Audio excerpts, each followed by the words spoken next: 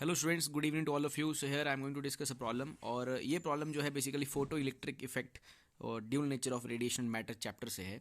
ये प्रॉब्लम में भी इंपॉर्टेंट हो सकता है इस साल के फाइनल एग्जाम के पॉइंट ऑफ व्यू से. सो प्रॉब्लम कुछ इस तरह से है. When a given photo sensitive material is irradiated with the light of frequency mu, the maximum speed of emitted photoelectron is Vmax there, and the square of Vmax is observed to vary with frequency as per the graph. तो basically इस question में we max square और frequency का graph दिया गया है और आपको यहाँ पर ऑब्टेन करना है expression for Planck's constant work function for that photo sensitive material in terms of the parameter l N and the m is the mass of the electron. तो बेसिकली जनरली आपने जो सवाल यहाँ पर देखे होंगे इस पर्टिकुलर टॉपिक से रिलेटेड, उसमें आपने ये देखा होगा कि हमारे पास जनरली जो ग्राफ होते हैं वो स्टॉपिंग पोटेंशियल और फ्रीक्वेंसी के बीच में रहता है. लेकिन इस प्रॉब्लम के अंदर जो ग्राफ है वो वी मैक्स स्क्वायर और फ्रीक्वेंसी के बीच में है और वो एक स्ट्रेट लाइन ग्राफ है.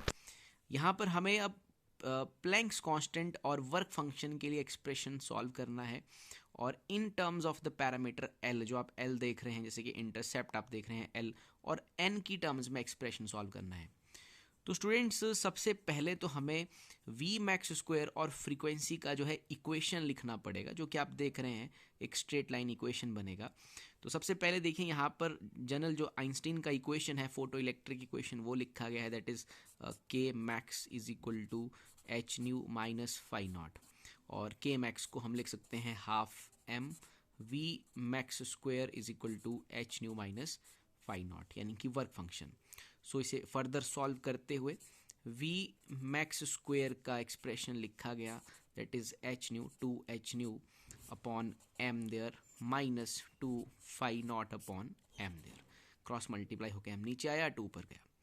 सो यहाँ से अगर हम ऑब्जर्व करें कि एज ग्राफ ने हमें क्लियर कट दिखा दिया है कि वी मैक्स स्क्वायर और फ्रीक्वेंसी का जो ग्राफ है वो एक स्ट्रेट लाइन ग्राफ है. तो यहाँ हमने इक्वेशन फ्रेम कर दिया वी मैक्स स्क्वायर और फ्रीक्वेंसी के लिए.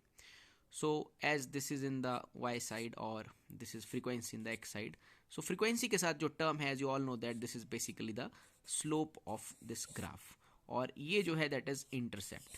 2 phi naught upon m is basically the intercept of this particular relation. तो सबसे पहले आपने यहाँ पर v max square और frequency की equation फॉर्म की. आपने जनरल जो हमारे पास आइंस्टीन की इक्वेशन है उसका इस्तेमाल करते हुए वी मैक्स स्क्वायर और फ्रीक्वेंसी का रिलेशन देखा, और इस रिलेशन ने हमें क्लियर कट बता दिया है कि इस ग्राफ का जो स्लोप, इस इक्वेशन या इस ग्राफ का जो स्लोप है वो बेसिकली 2h अपॉन एम के बराबर है, और इस इक्वेशन से जो इंटरसेप्ट निकल के आ रहा है वो intercept 2 phi naught upon m के बराबर है. तो ये दो चीज़ें इस रिजल्ट ने हमें यहाँ पर दिखाई हैं स्टूडेंट्स. सो अब फर्दर हमें एक्सप्रेशन में कहा गया है, क्वेश्चन में कहा गया है कि हमें प्लैंक्स कांस्टेंट और फाई नॉट के लिए एक्सप्रेशन लिखना है, but in terms of M and L. So यहाँ आप कंफ्यूज नहीं होइएगा, मैंने एम से बेसिकली स्लोप को रिप्रेजेंट किया है, एम से जनरल हम स्लोप को रिप्रेजेंट करते हैं, यहाँ पर एम मास ऑफ इलेक्ट्रॉन भी है.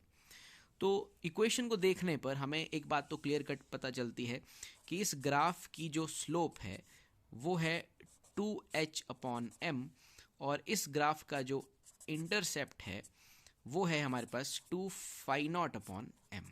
इसे हम नोट कर लेंगे. हमसे एक्सप्रेशन पूछा जा रहा है प्लैंक्स कांस्टेंट का और फाई नॉट का, but in terms of l and n. तो हम ग्राफ की तरफ देखेंगे स्टूडेंट्स. ग्राफ में देखिए आप, अगर आप ग्राफ को ध्यान से देख पा रहे हैं तो इस ग्राफ का जो इंटरसेप्ट है दैट इज एल, और इस ग्राफ का जो स्लोप है that is l upon m y upon x. So this is यहाँ से लेकर के यहाँ तक दिस इज एन देयर, और यहाँ से यहाँ तक ये एल है. तो ग्राफ हमें क्लियर कट ये बात बता रहा है कि इस ग्राफ का जो स्लोप है वो बेसिकली एल अपॉन एन है. मैं एक बार फिर आपको ग्राफ दिखाता हूँ. This is basically l upon n, ये इस ग्राफ का स्लोप है. इक्वेशन से हमने स्लोप ऑलरेडी फाइंड आउट कर लिया है, और इस ग्राफ का जो इंटरसेप्ट है वो स्टूडेंट्स एल है. हम सिंपली अब इस एक्सप्रेशन की मदद से अपने आंसर को फाइंड आउट कर सकते हैं. तो यहाँ से इस जो मैंने सर्कल किया, यहाँ से हमें क्लियर कट पता चल रहा है कि प्लैंक्स कांस्टेंट है basically m l, and it is like 2n. So this is the expression for Planck's constant there, m l upon 2n, और यहाँ से फाई नॉट का जो एक्सप्रेशन आ जाएगा वो आ जाएगा L M upon 2. So these are the answers. सो इस तरह से आप प्लैंक्स कांस्टेंट और फाई नॉट के लिए एक्सप्रेशन बनाया आपने in terms of L, N and M.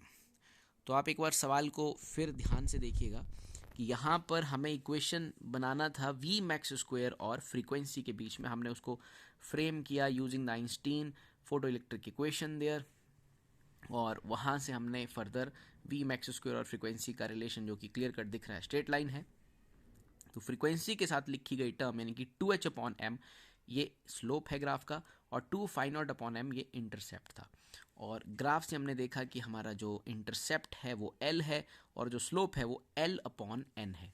तो हमने उनको स्लोप के सामने रखा और इंटरसेप्ट को इंटरसेप्ट के सामने रखा, and then ultimately we get the answers. सो इस तरह से आप इस तरह की प्रॉब्लम को सॉल्व करेंगे। मे बी यहाँ पर क्वेश्चन में फाइनल एग्जाम में क्या चेंजेस हो सकते हैं, अगर यहाँ से ऐसा कुछ क्वेश्चन आ सकता है तो वो किसी के बीच में भी आपको ग्राफ दे सकते हैं। जैसे यहाँ वी मैक्स स्क्वायर और वी के बीच में था, हो सकता है ग्राफ वी मैक्स और फ्रीक्वेंसी के बीच में हो, तो किसी के भी बीच में ग्राफ में भी वो चेंज करके दे सकते हैं। तो आपको स्टैंडर्ड इक्वेशन लिखना है और ग्राफ देखना है, स्ट्रेट लाइन है, सो वहाँ से इक्वेशन फॉर्म करना है और इक्वेशन का स्लोप आपको कुछ देगा, इंटरसेप्ट कुछ देगा। सो इस तरह से आप इस प्रॉब्लम को सॉल्व करेंगे। Thank you.